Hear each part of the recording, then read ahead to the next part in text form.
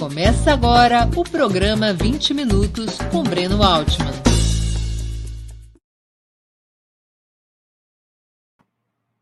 Bom dia. Hoje é 31 de março de 2021. Está começando mais uma edição do programa 20 Minutos. Há 57 anos, uma aliança entre as Forças Armadas, grupos empresariais e setores religiosos, apoiados por estados imperialistas, em especial pelo governo norte-americano, derrubaram o governo João Goulart e impuseram ao país uma ditadura que duraria 21 anos. Nosso respeito e nossa homenagem a todos os que tombaram na resistência à ditadura militar fascista. Nosso convidado de hoje é Valério Arcari, historiador, escritor e professor, é dirigente do Partido Socialismo e Liberdade, o PSOL. Perguntas poderão ser feitas através do YouTube ou do Facebook. Basta escrever na área de bate-papo dessas plataformas.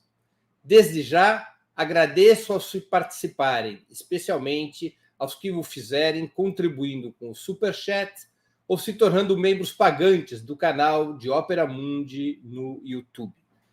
Bom dia, Valério, e muito obrigado por aceitar o nosso convite. Bom dia, Breno. Bom dia a todos os que nos acompanham. Mais um 31 de março, cá estamos, firmes e fortes. Valério, eu vou começar com uma pergunta histórica. 2016 foi um novo 1964? Suas formas foram evidentemente distintas, mas os efeitos teriam sido semelhantes? Não, foi diferente, Breno.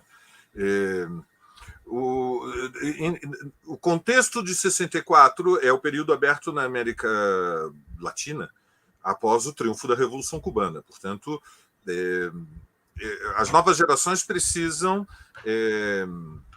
compreender, né, contextualizar o impacto mundial da Revolução Cubana. Na América do Sul, a Revolução Cubana só pode ser comparada com o impacto da Revolução Russa de 1917. E ela, evidentemente, alterou as relações políticas de força entre revolução e contra-revolução no continente. Portanto, 64 é um golpe preventivo. O Brasil caminhava na direção de uma situação revolucionária, mas não estava ainda numa situação revolucionária. É um golpe de Estado, é uma quartelada, é um putsch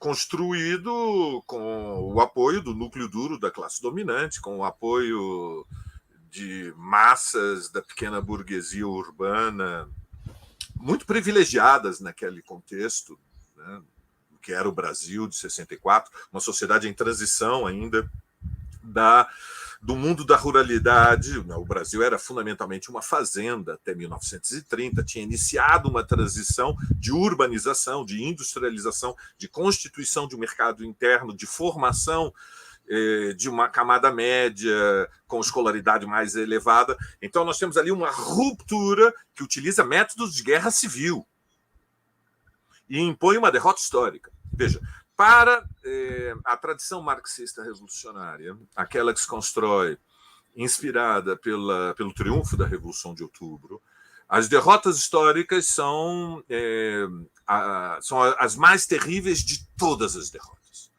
Então, quando falamos de derrotas históricas, nós estamos falando de processos que deixam um impacto pelo intervalo de uma geração. Uma derrota histórica é um triunfo contra-revolucionário, uma vitória da classe dominante que interrompe a participação política de uma geração da esquerda, do movimento socialista, do movimento sindical, dos movimentos populares, dos movimentos de mulheres, ou seja, todas as forças mais vivas da sociedade, a intelectualidade crítica, o mundo artístico, enfim, a esfera da cultura. As derrotas históricas, elas impõem uma ruptura profunda na sociedade, instalam o terror, o medo, e será necessário, sempre foi assim na história, foi assim depois da Comuna de Paris, foi assim depois da derrota da Revolução Espanhola, foi assim depois do Chile em 73, será necessário o intervalo de uma geração para que seja possível que, em primeiro lugar, a classe operária, o movimento dos trabalhadores, encontre potência, confiança em si próprio, energia, dinâmica de reorganização. 2016 não foi isso, Breno. Então, nós temos que ter o sentido das proporções. Foi muito grave. Ou seja, para a geração que chegou à vida adulta depois de 78, 79, quando o impulso do ABC muda a relação social de forças no Brasil, ou seja, a classe operária se coloca em movimento, se unifica com o movimento estudantil em radicalização e repercute em todas as esferas da vida econômica e social. Em 79, no Brasil, houve greve de jornalistas, o Estadão, a Folha de São Paulo, rádio e televisão, o mundo da cultura, os teatros se abriam para as organizações de esquerda. Eu fiz assembleias de militância de uma organização ilegal, clandestina, dentro de teatros em São Paulo, que eram cedidos pelos artistas para que a esquerda pudesse se organizar. O impulso de 78 e 79 abriu o caminho para uma nova geração, a nossa, Breno, né? Nós que estamos na estrada há mais de 40 anos, você não precisa lembrar disso, né? Não, mas você ficou um careca elegante, Breno. Você está bem. Não chora. E a verdade é que 2016 é, desde então, a derrota mais séria. É muito mais séria do que a derrota eleitoral diante de Collor. É muito mais séria da amarga, porém, eleitoral derrota diante de Fernando Henrique em 94. A primeira, nós já esperávamos. A segunda foi, em grande medida, uma surpresa. Mas foram derrotas eleitorais. 2016 é diferente. 2016 é um golpe do período aberto depois da restauração capitalista. Então, neste contexto da etapa histórica que se abre com a restauração capitalista e a dissolução da União Soviética, os golpes assumem, sobretudo, nas sociedades mais articuladas do mundo periférico, como é a sociedade brasileira, uma sociedade intensamente urbanizada, com mais de 86% da população economicamente ativa em cidades. Tem 20 cidades com 1 milhão ou mais de habitantes. Tem 2 cidades capitais macrocéfalas, São Paulo e Rio de Janeiro. Macrocéfalas porque elas são desproporcionalmente grandes diante ainda do que é o mundo do capitalismo brasileiro. Então, 2016 é uma derrota política, uma derrota social, muda a relação de forças, abre uma situação reacionária, mas não contra-revolucionária. Depois de 64, abre-se uma etapa contra-revolucionária. Depois de 2016, abre-se uma etapa reacionária. É diferente. É muito ruim, mas nós não precisamos secundarizar o rigor da análise marxista porque queremos dramatizar a realidade. O marxismo ele utiliza instrumentos teóricos com metodologia científica. E, portanto, nós não nos impressionamos com a retórica das palavras. Nós dizemos reacionária por quê? Porque a ofensiva burguesa, a sustentação da ofensiva burguesa por uma relocalização do capitalismo brasileiro, do mercado mundial, enfim, um conjunto de iniciativas para nivelar a superexploração do trabalho por padrões asiáticos, abrir o mercado interno para a penetração das importações dos países centrais, dos países imperialistas, orientar uma superespecialização, nós podemos dizer, do capitalismo periférico brasileiro para a produção de commodities, reduzir os custos sociais do Estado, que se ampliaram depois da década de 80, com a constituição do SUS, a construção da Previdência Social, a conquista de um salário mínimo, a extensão de direitos sociais para os trabalhadores do campo, um processo lento, quase molecular, mas um processo de reforma agrária. Tudo isso tem que ser interrompido e a estratégia aberta pelo golpe de 2016 é esse reposicionamento do Brasil no mercado mundial para atrair investimentos. Essa é a ideia obsessiva da classe dominante.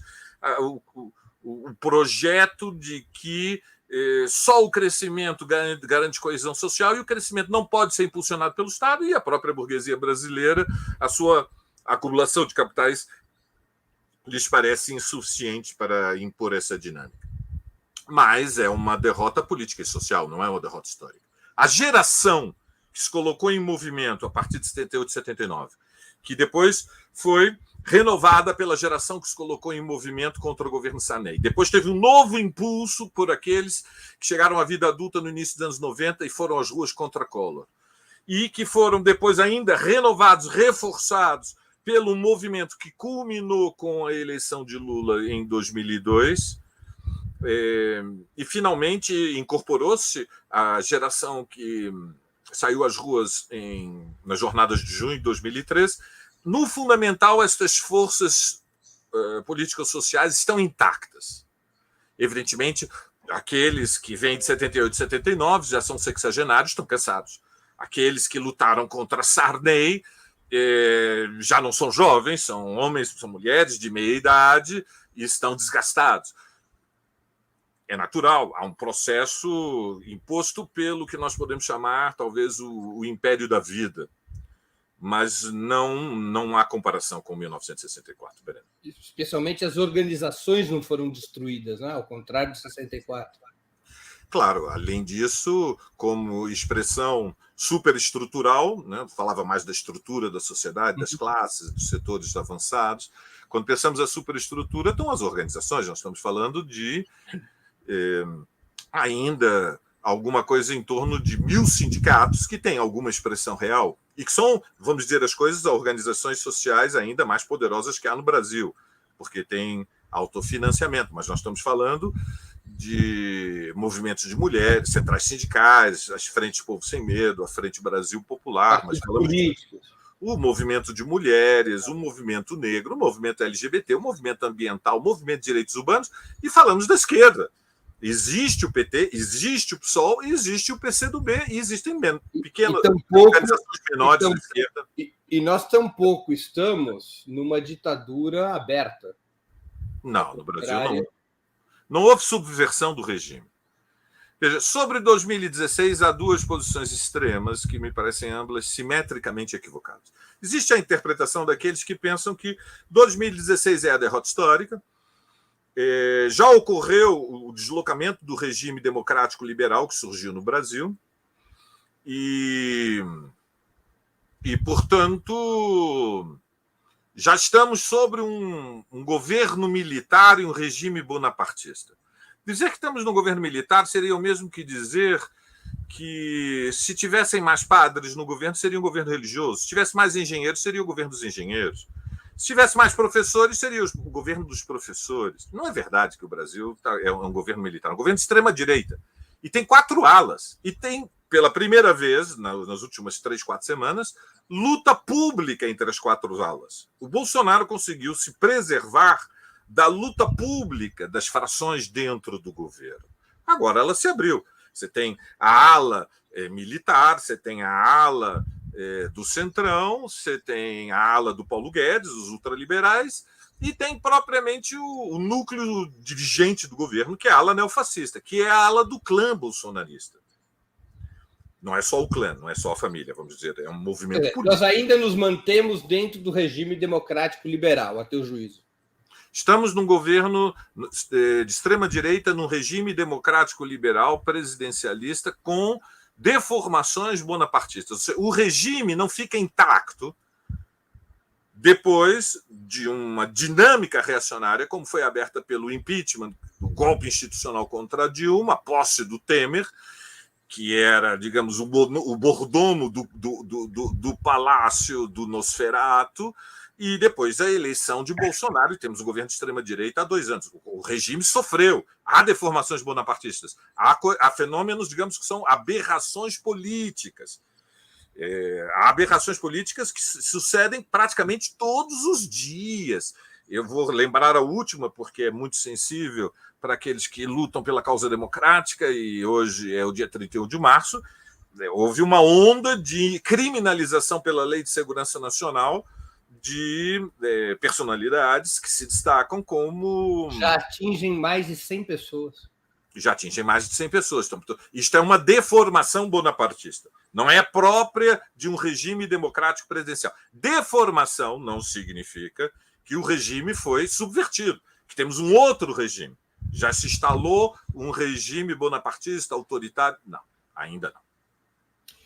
Valério, os fatos dos últimos dias, bom, como você mesmo já registrou, sacodem o país. Tensão política, tentativa de Bolsonaro em colocar as polícias militares sob seu comando direto, reforma ministerial, demissão do ministro da Defesa e dos chefes das 3 armas. Todo mundo discute. O presidente prepara um golpe de Estado? Está perdendo condições de governabilidade ou nada disso? Qual é a tua opinião sobre os acontecimentos recentes do país? A reforma ministerial é um rearranjo dentro de um governo de extrema-direita. São 4 alas em luta. E o rearranjo se dá porque o governo, de conjunto, enfraquece. Então, veja, o primeiro elemento que nós temos que estabelecer quando tentamos atribuir sentido ao que aconteceu é definir qual é a nossa referência teórica, quais são os nossos instrumentos de análise.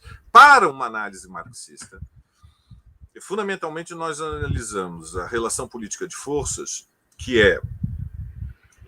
são os deslocamentos na superestrutura da sociedade, relações entre as instituições, relação entre governo e as oposições, a superestrutura, a luta de partido, a luta institucional.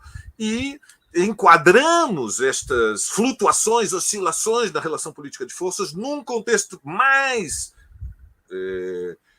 estável, que são as relações sociais de força, que também não são imóveis, também se deslocam, mas mais lentamente, porque aí são as posições de força na estrutura da sociedade, Breno. Na estrutura, onde estão as classes. A burguesia, suas várias alas, as camadas médias, que são heterogêneas, a classe trabalhadora, o semi-proletariado. Nós analisamos a estrutura social. Então, neste marco, o que nós podemos dizer é que houve uma reforma ministerial, um rearranjo dentro da superestrutura do governo, depois de semanas de luta pública, que é um fenômeno novo. Todo governo tem luta interna. Vamos começar as coisas. Começar, pelo básico. Back to the basics. O básico é que todo governo, como qualquer organização humana, está permanentemente envolvido em debates, em discussões, em conflitos de opinião que expressam pressões sociais, expressam visões políticas, e expressam projetos.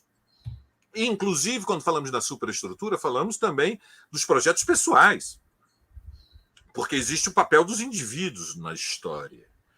Então, nós temos 4 alas. O que nós estamos assistindo ao longo deste ano, 2021, é que 3 fatores chaves, não são os únicos.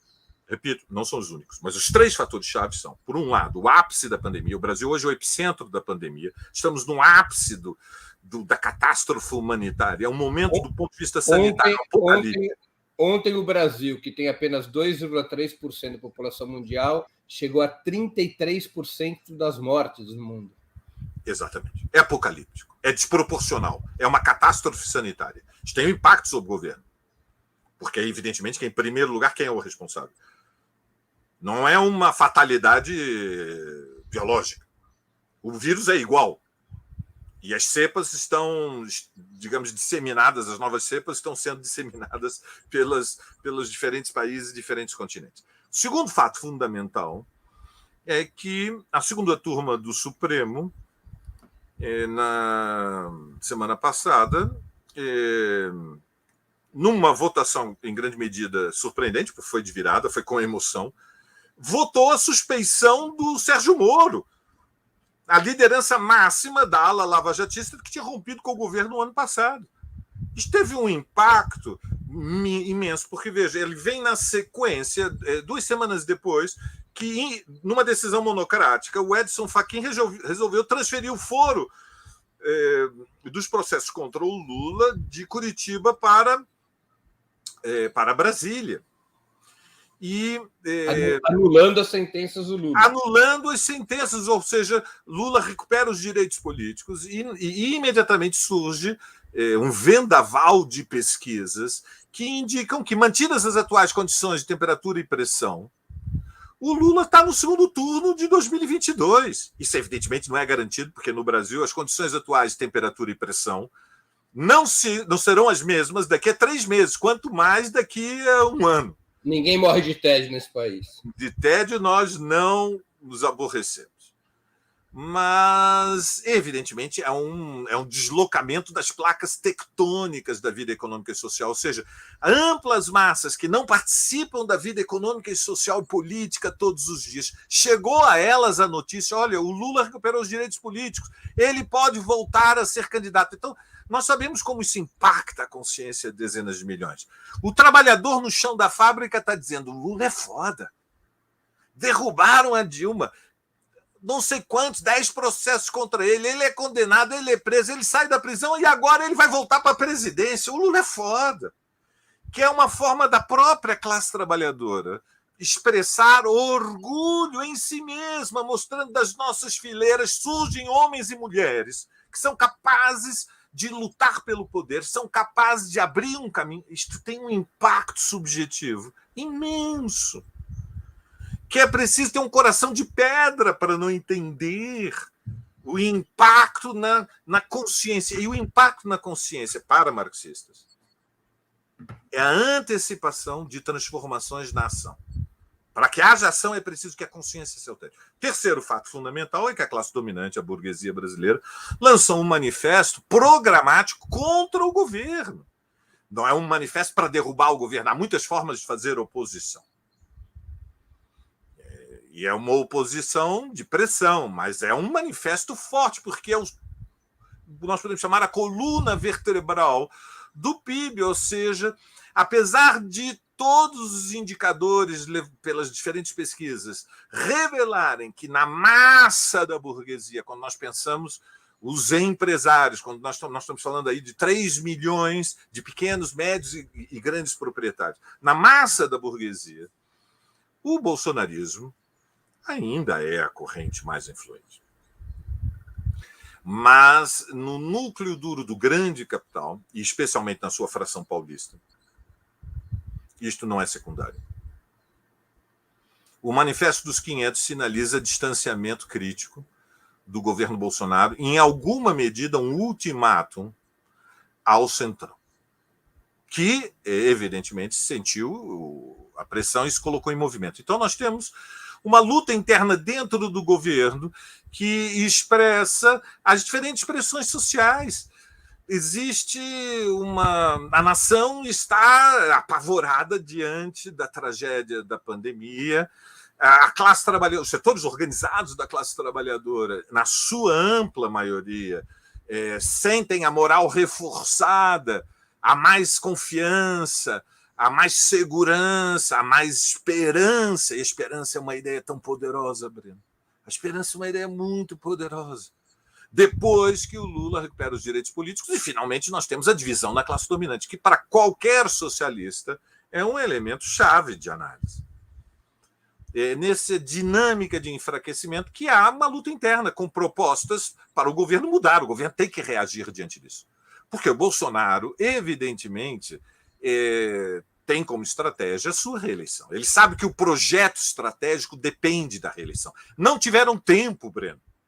Começaram com Temer, mas não tiveram tempo. Veio a pandemia. A pandemia, de alguma maneira, retardou todas as transformações que eram a expectativa da Faria Lima, as privatizações, né, a reforma administrativa e por aí vai. Então, Bolsonaro precisa ganhar tempo para as eleições. Deixa eu fazer uma pergunta aqui para esclarecer, porque eu tenho certeza que isso é uma questão que está na cabeça de muitos dos nossos espectadores. Ou seja, o projeto de curto e médio prazo do Bolsonaro não é o golpe de Estado, é a reeleição em 2022. Sim, Bolsonaro... Veja, a estratégia da ala neofascista é mudar o regime do Brasil. A minha estratégia é a Revolução Mundial, Breno. Minha estratégia é derrotar o capitalismo, acabar com o capitalismo na face do mundo. Esse é o sentido da existência da Quarta Internacional. o movimento marxista revolucionário. É acabar com o capitalismo e com o Corinthians também, né? Não, o Corinthians merece respeito. O que seria do Palmeiras sem o Corinthians? Qual é a graça de um mundo em que o Palmeiras não tem o Corinthians? Só tem sentido ser torcedor do Palmeiras porque a gente pode derrotar o Corinthians. Nós queremos derrotar o capitalismo. Estratégia e tática são termos que a ciência política e o marxismo importamos da ciência militar, mas são termos relativos. Você tem estratégia histórica. O neofascista, que está hoje na presidência, ele tem como estratégia um regime autoritário. Por quê? Porque ele não descarta, ao contrário, a hipótese que os anima, que os inspira, é a ideia de que a reestruturação do capitalismo brasileiro, para ser efetivo, ou seja, esse reposicionamento do capitalismo brasileiro no mercado mundial, só pode ser levado adiante se for imposta uma derrota histórica aos trabalhadores. E o caminho para a derrota histórica passa pelo endurecimento do regime, ou seja, com as organizações que são a ferramenta de luta das massas populares, com o movimento de mulheres, o movimento negro, o movimento sindical, a classe operária, a esquerda, os partidos. Se esta estrutura conquistada, erguida, construída depois dos anos 80, permanecer intacta, é muito difícil asiatizar as relações econômicas e sociais no Brasil. Veja, não é a posição da maioria da classe dominante. A posição da maioria da classe dominante é que é preciso preservar o regime democrático eleitoral. Mas a maioria da classe dominante, neste momento, e desde 2016, deixou claro que não é a favor de ilegalizar a esquerda, não é a favor de colocar o PT, o PSOL e o PCdoB como organizações proibidas. Não é esse o projeto da classe dominante. É manter o regime democrático liberal e construir uma derrota histórica pela desmoralização da esquerda. E Bolsonaro sabe que ele tem que operar dentro do regime. Diga, Breno. Que foi o papel da Lava Jato nessa estratégia. Que foi o papel da Lava Jato. Esse era o instrumento efetivo. Muito funcional e que teve consequências devastadoras. E, infelizmente, uma parte da esquerda aprovou. Mas a classe dominante também sabe que a direção do PT, depois de 13 anos do governo, a corrente majoritária na direção do PT, está integrado ao regime. Sabe que o PT é um partido regime, é um partido mantido pelo fundo eleitoral, pelo fundo partidário, é uma máquina eleitoral, em grande medida, a mais especializada das máquinas eleitorais. Tem no seu interior militantes revolucionários, mas são vozes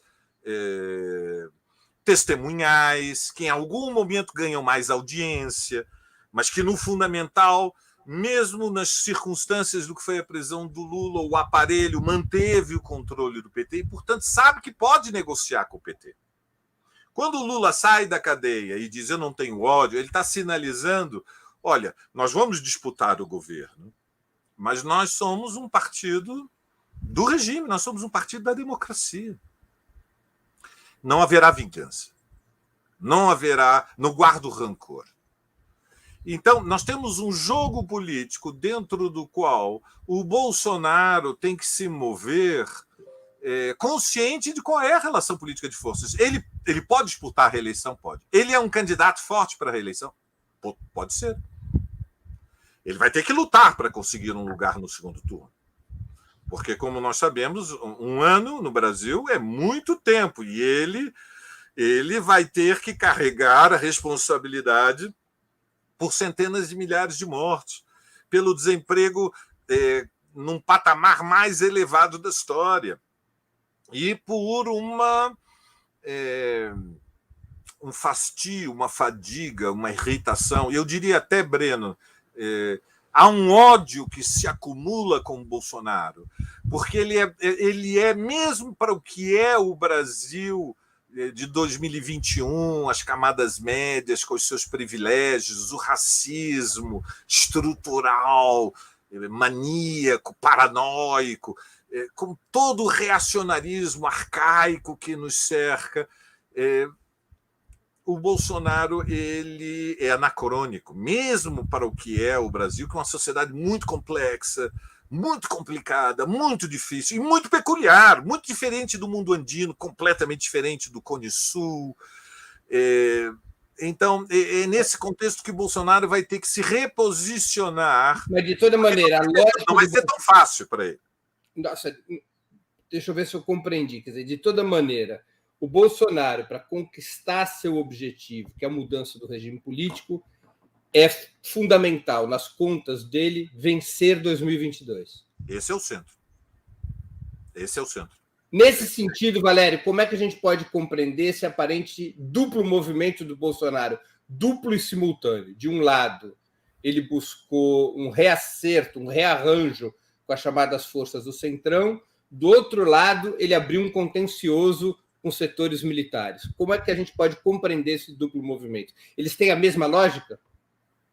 Eles obedecem ao mesmo objetivo, que é fortalecer o governo de extrema-direita e se posicionar para 2022. Não são movimentos contraditórios, são movimentos complementares, são diferentes, mas não são contraditórios. Diferente não é contraditório. Ele faz uma concessão ao Centrão, na verdade é o Manifesto dos 500, vamos dizer. O Centrão é uma coalizão de partidos de aluguel que não tem cabeça, tronco e membros. Em grande medida é uma holografia.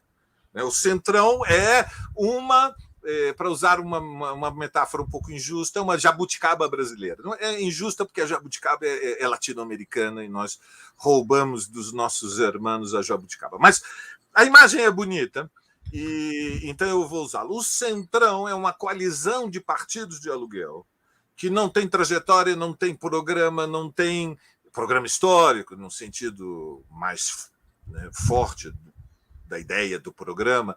É uma coalizão de partidos aluguéis que tem, sim, sempre um programa político. Tem sempre um programa político de ação, inclusive. É um partido de governo, é um partido de gestão. Os partidos do Centrão fora do poder não sobrevivem. Eles têm que estar sempre na UTI do governo. Se desligar das máquinas, desaparece, desidrata, se transformam em poeira, se confundem com a natureza. O Manifesto dos 500 tem um impacto monumental. O Centrão é o seu porta-voz. Há uma concessão. O Centrão se entrega a cabeça do Araújo numa bandeja. Porque é um quadro. É um quadro de confiança. Não vai virar inimigo. Dá um passo atrás para manter posições. Não é fuga. Não é desmoronamento. Não é dissolução. Eu leio os textos. O governo está se desfazendo. O governo não está se desfazendo, pessoal.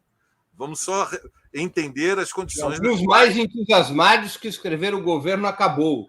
O governo acabou. Calma. Pessoal, o inimigo é sério. Tem um governo de extrema-direita no Brasil, dirigido por um desmiolado que venceu as eleições. Então vamos respeitar as condições nas quais nós lutamos. Se o governo estivesse desmoronando, é a hora da ofensiva final. É a tática húngara, é Bela Kun, ofensiva. Vamos preparar a greve geral, vamos derrubar. Se estivesse desfazendo, e a esquerda não empurra para derrubar, é uma covardia, uma omissão imperdoável do ponto de vista histórico. Não há a menor condição de chamar a greve geral, pessoal. Para o dia 24 passado, centrais sindicais tentaram discutir com os trabalhadores dos transportes se era possível fazer greve. Não era possível, gente. Os sindicalistas tem o termômetro, sabem? Dá para atrasar um pouquinho? Dá para atrasar um pouquinho, mas dá para fazer greve? Não dá. E não dá porque há medo entre os trabalhadores, medo do desemprego, medo da miséria, medo. E há um medo político também, que decorre. E o medo da pandemia. Sem falar do medo da pandemia, evidentemente. Esse é universal e atinge todas as classes. Certa burguesia está apavorada com a pandemia. As UTIs do Einstein e do Sírio-Libanês não estão aceitando que nem os insetos entrem lá dentro. Lotação esgotada. Se ficar doente, a melhor frase da semana, desculpa a interrupção, Valério, foi de um empresário que disse: eu tenho dinheiro para comprar um hospital, mas eu não consigo uma UTI para minha mulher. Claro, é exatamente isso. Então, isso é medo. Então, nós temos... veja, quando pensamos a situação do governo, um rearranjo, ele faz concessão ao Centrão, mas ele também impõe ordem sobre a ala militar. Veja, no Brasil se especulou que a ala militar e a neofascista são o mesmo. Não são duas alas diferentes. Está claro que são duas alas diferentes. Veja, estudar o inimigo é chave para compreender. A ala do Paulo Guedes também não é a mesma coisa que a ala neofascista. O Centrão não é o mesmo que a ala neofascista. Os militares não são o mesmo que a ala neofascista. Há neofascistas entre os militares, há. Mas há muitos militares, na sua maioria, na alta oficialidade, são de extrema-direita, mas não são neofascistas. É distinto. E não é distinto ou pelo menos não aceitam o bonapartismo à la Bolsonaro. Não, claro, não reconhecem no Bolsonaro autoridade política para cumprir o papel de Bonaparte, que é o projeto histórico da ala neofascista. E lembrando que as Forças Armadas não reconheceram o bonapartismo nem durante a ditadura militar. Eles rotacionavam os ditadores. Né? É a peculiaridade brasileira. Por outro lado, a ideia de que a burguesia brasileira já se convenceu que tem que se desfazer do regime democrático eleitoral para impor a recolonização, a reprimarização da economia brasileira, eu não estou convencido. Eu acho que é um tema em aberto, eu não tenho uma opinião consolidada sobre isso. Me parece catastrofismo. A classe dominante brasileira ela fez um giro pelo regime democrático eleitoral nos anos 80 e, sobretudo, depois da imensa derrota histórica, com as consequências que teve, que foi a restauração do capitalismo na União Soviética. Há um reposicionamento da burguesia brasileira.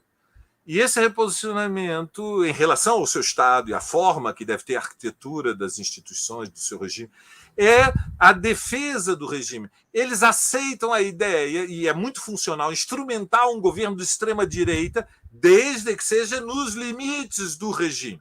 E, de resto, o Manifesto dos 500 coloca de novo pressão sobre os partidos da centro-direita para construir a terceira via, porque o Manifesto dos 500 tem o embrião de um programa de uma terceira via. Então, eles estão dizendo para o PSDB, MDB, DEM e satélites desse centrão, articulem uma alternativa contra Bolsonaro e Lula. Vocês estão dormindo? Não entenderam o que aconteceu? Teve uma pandemia. Só para completar o teu raciocínio anterior, me perdoe. Quer dizer, então você diz, há um rearranjo com o Centrão para garantir a estabilidade parlamentar do governo.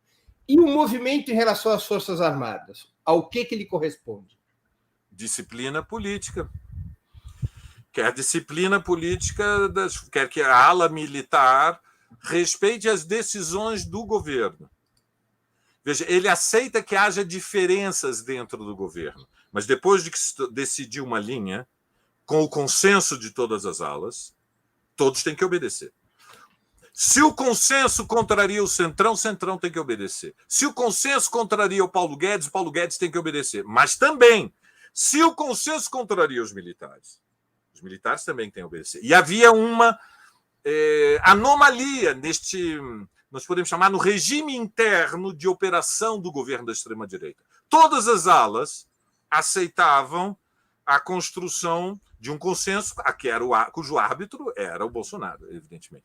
Quando isso não aconteceu, que foi no episódio que o Sérgio Moro precipita a sua demissão e ruptura com o governo, a lavajatista sai do governo, houve ruptura. Houve ruptura e foi impulsionada pelo Bolsonaro. O Bolsonaro empurrou o Moro para sair do governo. Vamos dizer as coisas como são. O Moro não queria sair do governo. O Moro estava engolindo sapo. Até que houve um ultimátum do Bolsonaro, ele resistiu, foi demitido. O mesmo aconteceu agora nas forças com a ala militar. Deixa eu fazer uma pergunta mais específica sobre isso. Bolsonaro conseguiu ampliar o controle sobre as Forças Armadas com a nomeação do general Braga Neto para ministro da Defesa e a defenestração dos chefes das 3 armas? Ou a tríplice demissão o enfraqueceu, isolando entre os fardados? Isso nós não sabemos, Breno. Essa é uma pergunta de $1 milhão. Quem disser que sabe é um aldrabão. Se há algo impenetrável no Brasil, é como se desenvolve a luta política na alta oficialidade das Forças Armadas. Eles têm uma organização leninista interna, tem centralismo de organismo, não foge. Ninguém tem acesso a essa informação, nós não sabemos. Isso nós veremos. Se o movimento que ele fez o objetivo é fortalecer, evidentemente. Pode-se voltar contra ele? Claro que pode. Pode ter exatamente o efeito reverso, pode. Pode ter gerado ressentimento na alta oficialidade, pode ter gerado desconfiança, pode ser que, na verdade, a ala militar que aceita participar do governo tem muito menos autoridade sobre as forças do que tinham o general, o almirante, que foram agora demitidos. Isso veremos, nós não sabemos. Essa informação nós não temos. Nós vamos ter que... Nós temos que analisar a realidade com serenidade. O que sabemos, sabemos. O que não sabemos, o que dizemos como gente honesta, não sabemos. Valério, retomando outro tema que você já expôs, os dois principais fatos que você destacou da conjuntura, a reabilitação eleitoral do Lula e o isolamento do Bolsonaro, o crescente isolamento do Bolsonaro, mudam substancialmente o cenário político do país? A esquerda pode passar da defensiva à ofensiva? Nós estamos num novo momento político, ou seja, eu trabalho com os seguintes conceitos de temporalidade, Breno, para que os que nos acompanham compreendam. São níveis de abstração diferentes. Há uma arquitetura mental construída pela conceituação marxista. Digamos, a tradição marxista ela nos oferece instrumentos de análise. Então, nós primeiro fazemos uma marcação do tempo, que época estamos. Depois, fazemos uma marcação de que etapa estamos. Depois, em que situação estamos. Depois, em que conjuntura e depois, em que momento. Veja, é mais ou menos como se o relógio marxista tivesse 5 referências. Na vida de todos os dias, gente prática se pergunta que horas são. Agora são 11h43. É uma informação, mas na verdade é 11h43 do 31 de março de 2021, dentro do calendário construída da era cristã. Então, e se quisermos, depois nós temos que situar em que momento nós estamos, desde a formação, desde o surgimento da vida no planeta, desde a formação do planeta, desde a constituição da nossa estrela no sistema solar e desde o Big Bang. São muitas temporalidades, é que a gente simplifica. Que horas são? 11h43. Mais complicado, pessoal. Muito bem. Para os marxistas, quando você pergunta qual é a conjuntura, você pode responder, são 11h43. É uma resposta medíocre, Breno. Você entende? É verdade. Mas é só uma parte da verdade, porque não coloca no contexto. Então, qual é o momento político? O momento político, os 11h43 da conjuntura, é uma situação é a situação de mais intenso enfraquecimento do governo, que é uma dinâmica que veio desde o início da pandemia, com oscilações, houve flutuações nesse período, períodos em que ele perdeu mais, depois períodos em que ele teve relativa recuperação. Agora é o momento mais intenso de fragilização, mais dinâmico, mais acentuado da fragilização, ou seja, mesmo nas camadas populares, onde, pelo peso dos neopentecostais, ele tinha conseguido se reforçar com o auxílio emergencial e com concessões à bancada das igrejas, da Bíblia. Então, este é um momento de fragilização. O centro da fragilização é dada pela divisão burguesa, pela recuperação dos direitos do Lula, que tem impacto na consciência dos trabalhadores, desperta esperança, também desperta ilusões, vamos dizer as coisas como são, e, sobretudo, pela máxima gravidade da pandemia. Isto significa que nós já saímos da situação reacionária? Não, significa que estamos na situação reacionária, mas há uma inflexão.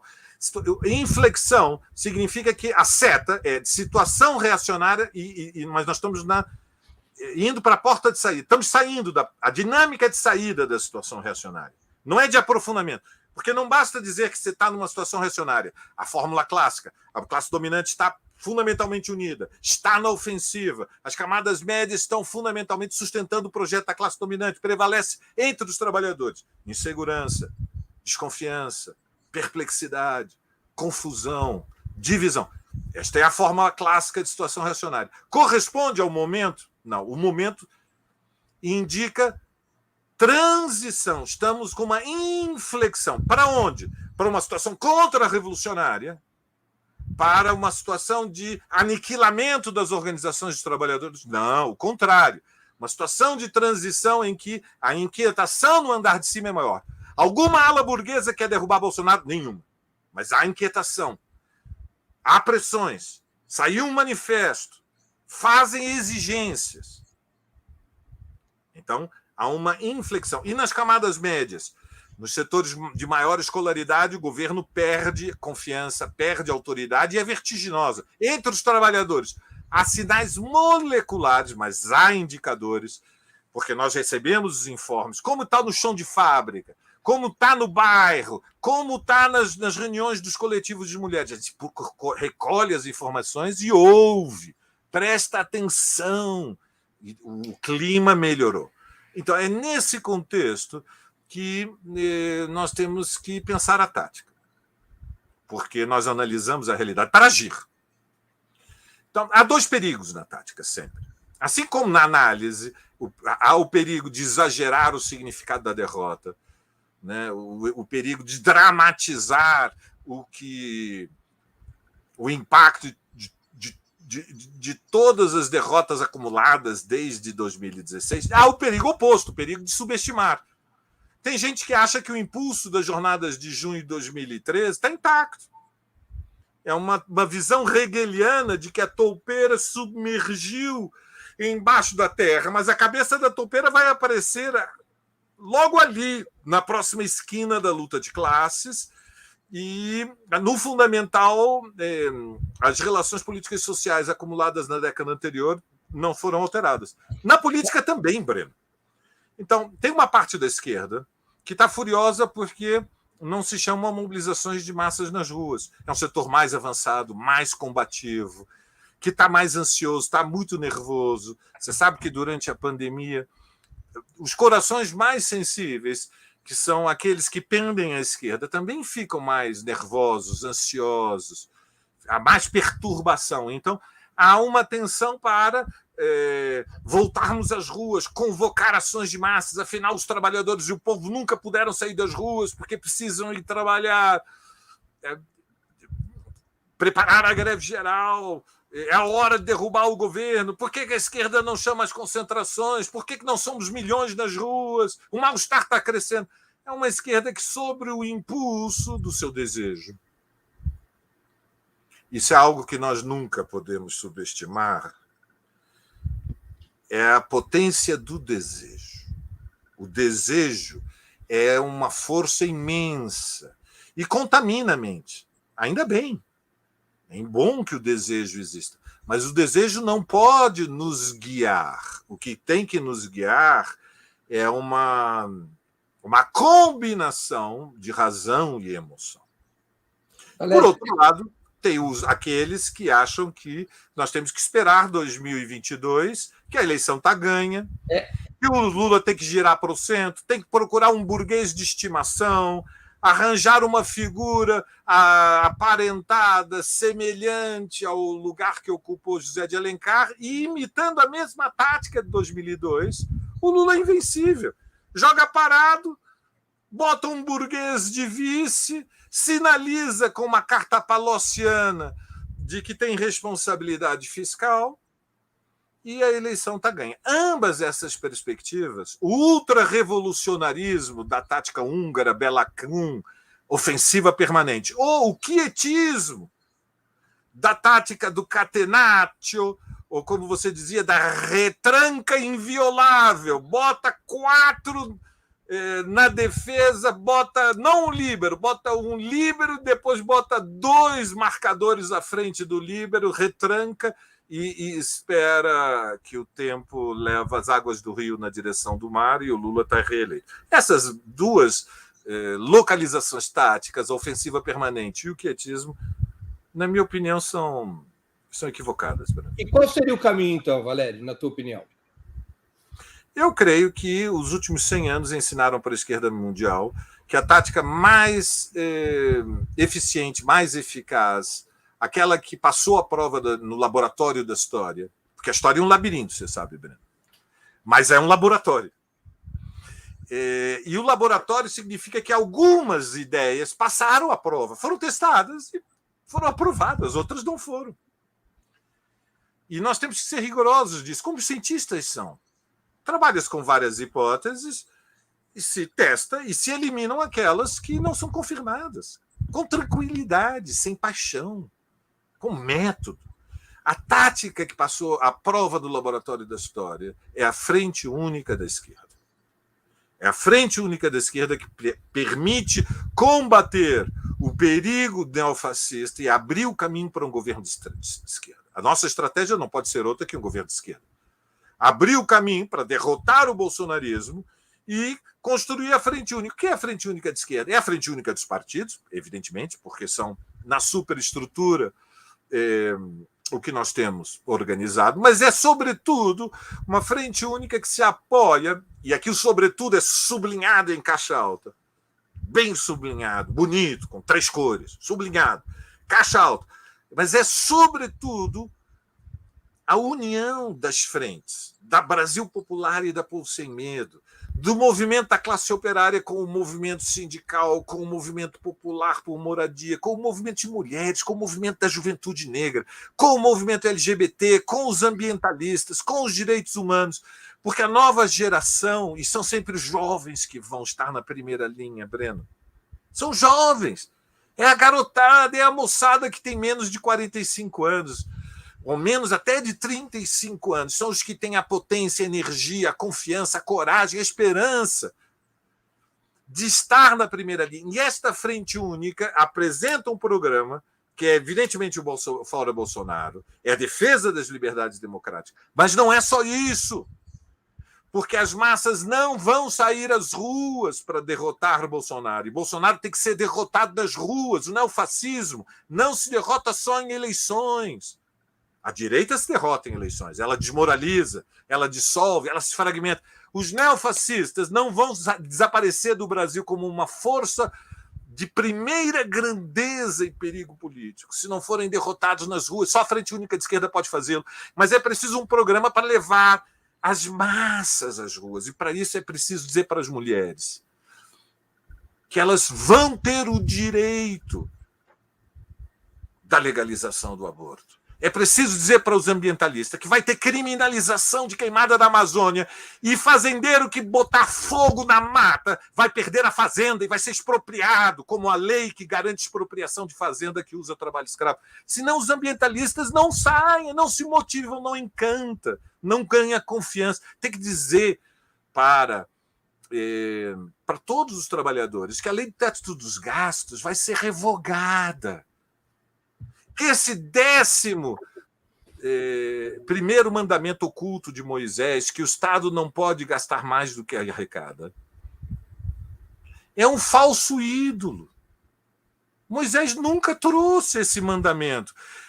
Deus provavelmente teve mais ideias para mandamentos, negociou com Moisés. Eu duvido que alguma delas fosse a lei do teto dos gastos. Mas, de qualquer forma, não tem nenhum fundamento bíblico a lei do teto dos gastos. Tem que ser revogada. E isso é um programa que só a esquerda pode apresentar: revisão da lei do teto dos gastos, revisão da reforma da Previdência, aumento do salário mínimo, direito à legalização do aborto, criminalização das queimadas na Amazônia, volta aos concursos para as universidades, amplia a vaga no ensino público, respeita o Fundeb. Tudo isso pode criar uma mobilização, porque aí a gente inflama, incendeia a imaginação política das pessoas, Breno. E só a Frente Única de Esquerda pode fazer. Faz a Frente Ampla com o Maia, faz a Frente Ampla com o Paz. Eles são contra. Quando chegar na hora do programa de visão, não, lei teto dos gastos, vocês têm que respeitar. Não pode mexer, porque Maomé mandou, não deu para ouvir, não? Veio da montanha, não pode mexer. Não, mas e a reforma da Previdência? Não pode mexer na reforma da Previdência. Vocês estão de brincadeira? Demorou 30 anos para a gente se livrar da Previdência de 88 e agora vocês querem botar ela de volta? Estão de brincadeira? Não pode. Frente Ampla, vocês seguem o nosso programa. Deu para entender o que é Frente Ampla? A gente se livra de Bolsonaro, mas vocês seguem o programa liberal. Muito bem. Com esse programa, se as direções da esquerda aceitarem esse tipo de ultimátum, é impossível derrotar Bolsonaro. Essa é a tática da Frente Única de Esquerda. Valério, do ponto de vista dos partidos, na tua opinião, que partidos estariam dentro da Frente Única de Esquerda? Os partidos de esquerda que todo mundo sabe quem são. Você poderia nominar? Posso, porque não é um segredo oculto.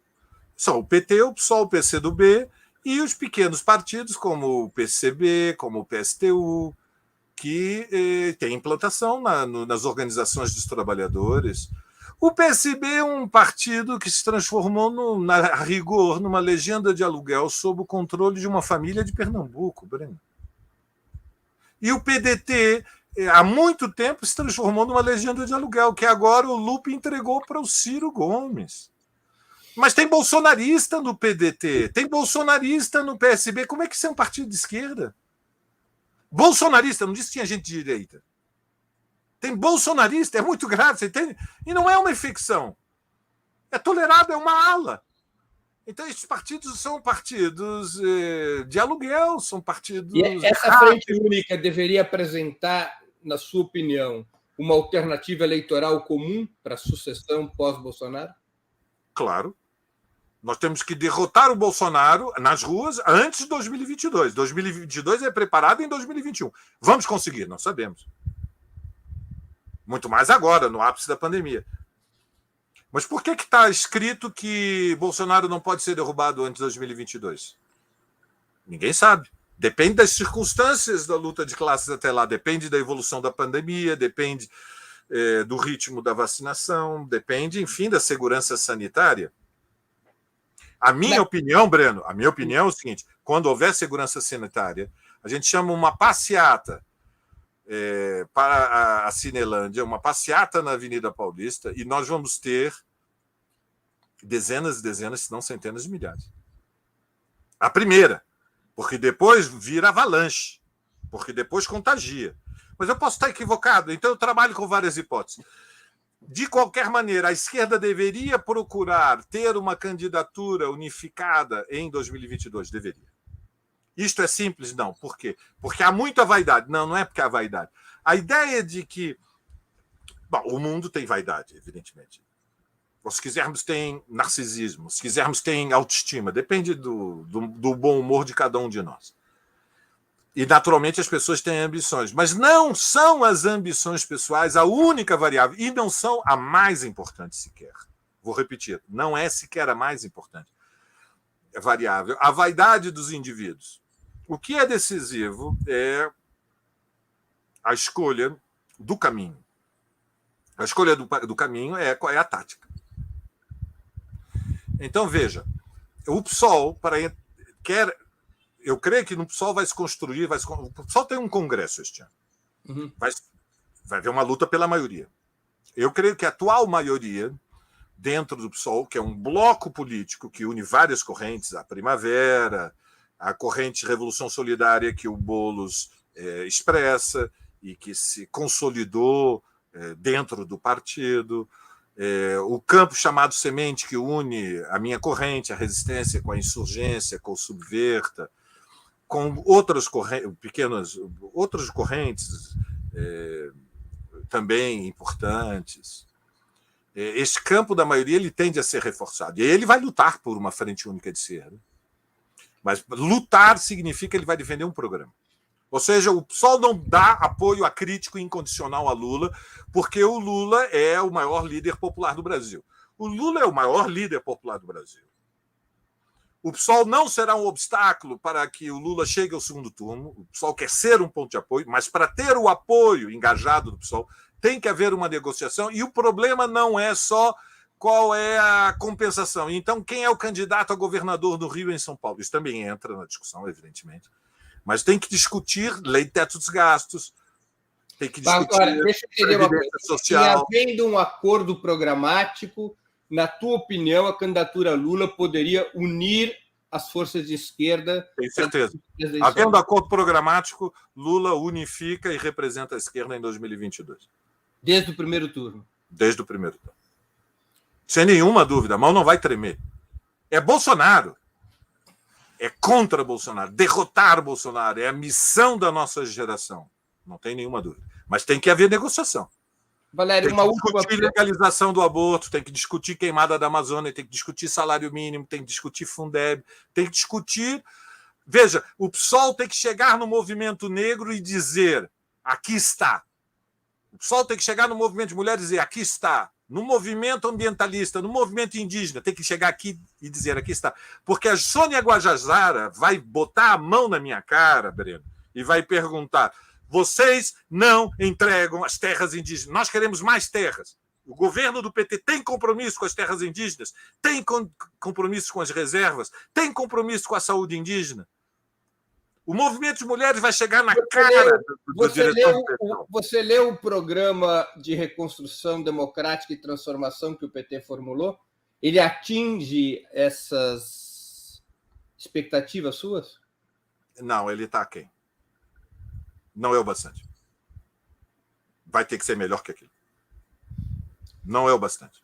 É um esforço, respeito à Fundação Perseu Abramo, respeito àqueles que elaboraram o programa. É melhor que o PT tenha um programa, mas não é o bastante para o PSOL. O PSOL tem um programa proposto? O PSOL vai apresentar como resultado da preparação do Congresso.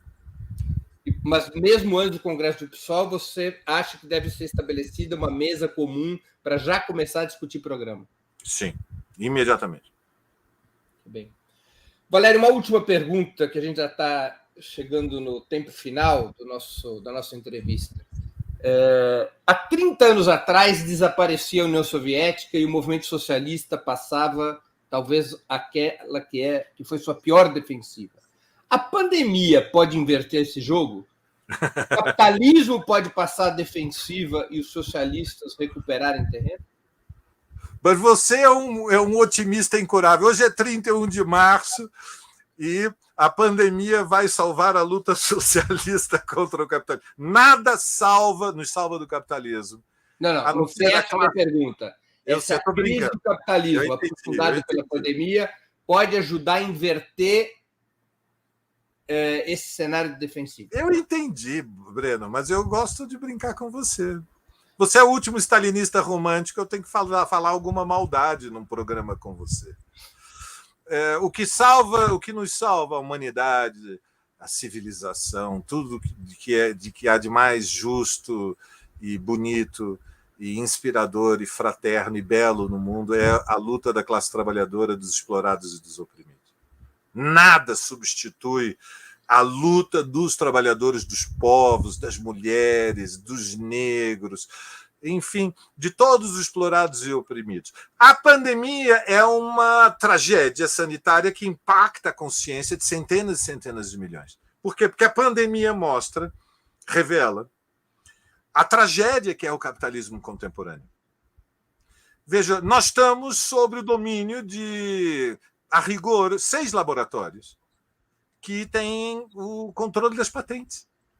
E a União Europeia, os Estados Unidos e o Japão se recusam a estabelecer, mesmo que seja de forma temporária, uma anistia, uma suspensão do direito de patentes.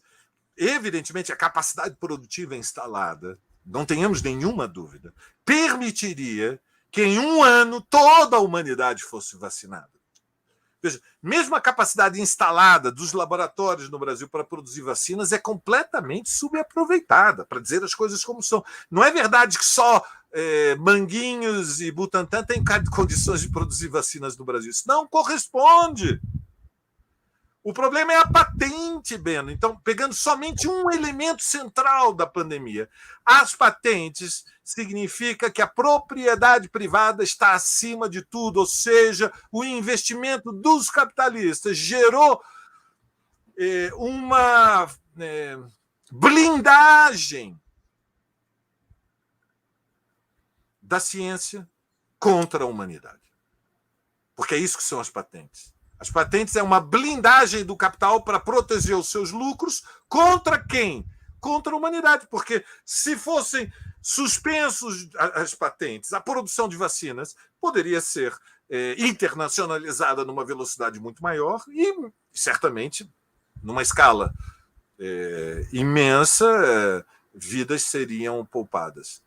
Então, as lutas que nós vamos ver no mundo depois da pandemia, elas provavelmente vão estar num patamar mais elevado de consciência pela incapacidade que teve o que nós podemos chamar o embrião de governo mundial, que é o Sistema das Nações Unidas, o G7, o Fundo Monetário, o Banco Mundial. Este sistema, esta arquitetura que foi construída ao final da Segunda Guerra Mundial e que se mantém de pé, mesmo décadas depois da restauração capitalista, da dissolução da União Soviética, este embrião de governo mundial está levando uma surra do vírus, está sendo derrotado pela pandemia, está ficando claro que ele é incapaz sequer de garantir uma rede de segurança sanitária, porque nós somos governados por maníacos, Breno, maníacos, que não permitem que se produza em grande escala vacina. E, portanto, ainda que seja diferente do que o Bolsonaro,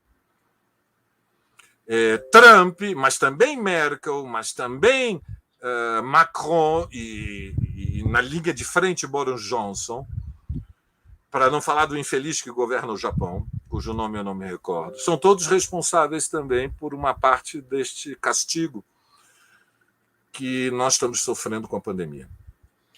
E serão cobrados pela história.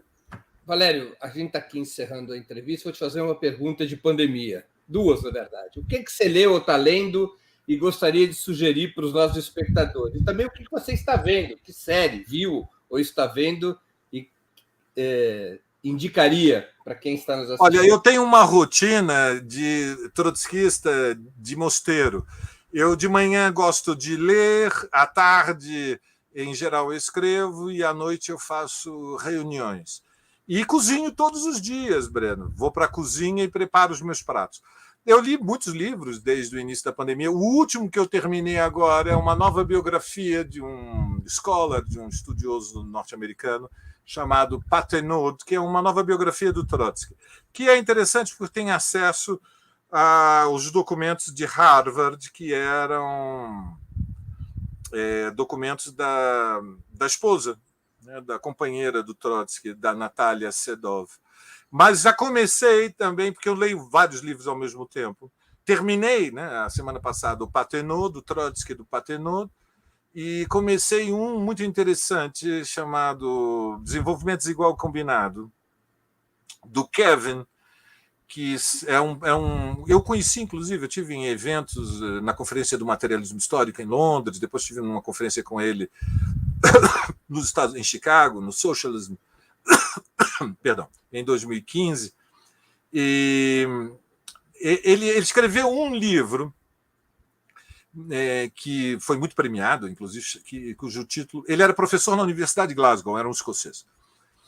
Os escoceses são mais ou menos como os pernambucanos, você sabe, né? Ninguém quer brigar com os escoceses. Os holandeses aprenderam que não é bom mexer com os pernambucanos, o resto da humanidade aprendeu que não pode se mexer com os escoceses. E ele era trosco escocês, então ele era uma figura realmente de combate, era quase um boxer. Ademais, era troncudo, parecia mesmo das Highlander. E faleceu. Faleceu da minha idade, morreu muito precocemente de um câncer, mas escreveu um livro que é um clássico, How Bourgeois Were the Bourgeois Revolution. Quanto burguesas foram as revoluções burguesas? E dentro deste livro, que ganhou, creio que, um prêmio, o prêmio marxista Isaac Deutscher, se eu não estou equivocado, há uns anos atrás, tem é um livro enorme, é um livro monumento, é um livro de referência, de consulta, tem um capítulo que chama Desenvolvimento Desigual e Combinado, que é um pouco a interpretação da história da Escócia com o instrumento da Lei de Desenvolvimento Desigual e Combinado. E foi publicado agora pela editora da Unesp. Então é um livro bacana, é um livro pequeno, não deve ser um livro muito barato, deve estar já à disposição no portal da Unesp. Kevin Anderson, Desenvolvimento Desigual e Combinado. Séries. Eu tenho visto uma série finlandesa que é sensacional para dormir. Chama Border Town. Border Town, a cidade da fronteira. Sim, eu assisti essa série também. Você viu? Uhum. Então, o personagem fundamental, digamos, o principal, é um detetive finlandês que utiliza um método analítico muito rigoroso, mas ele é um pouquinho autista, ele parece um pouco ácido. Ele tem um talento especial, né? Ele tem intuições. Mas, na verdade, a intuição dele é como se diz a inteligência operando em máxima velocidade, relacionando muitas informações. Ele precisa de muita informação, ele tem uma sede de informação e ele guarda a informação, guarda e procura mais. Tem uma mente de investigação. Então, estou vendo a Border Town porque eu nunca consigo ver um capítulo completo. Eu durmo no meio. Eu adoro, porque ela me ajuda a dormir. Até porque numa língua que a gente não consegue entender uma única palavra. A língua é impenetrável.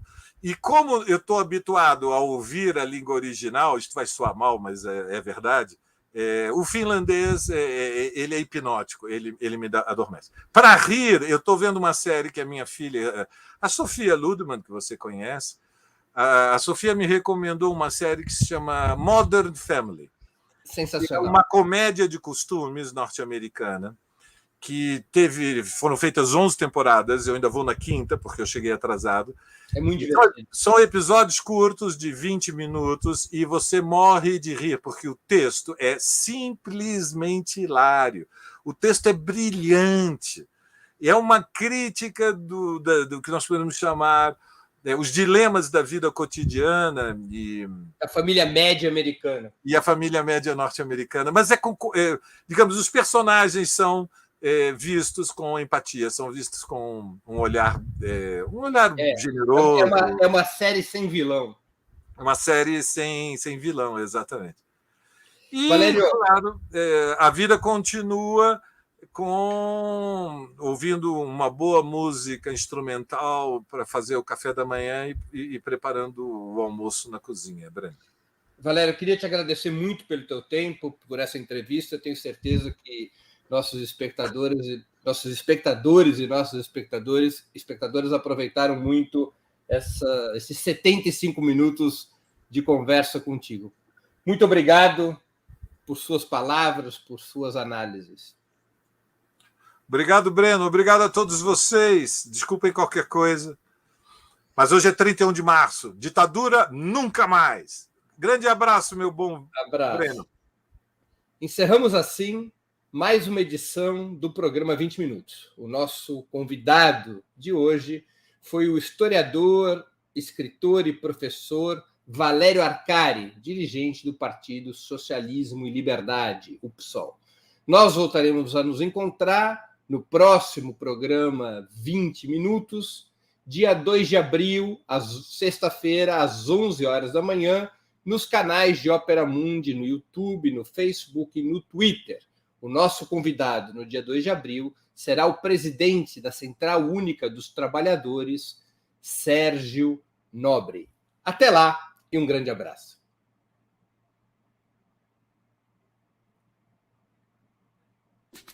Para assistir novamente esse programa e a outras edições dos programas 20 Minutos, se inscreva no canal do Ópera Mundi no YouTube.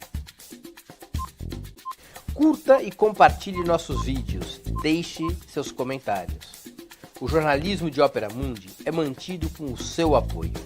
Faça uma assinatura solidária em www.operamundi.com.br. Com um pequeno valor mensal, você nos ajuda no desenvolvimento de um jornalismo independente e de qualidade. Obrigado pela audiência e até a próxima.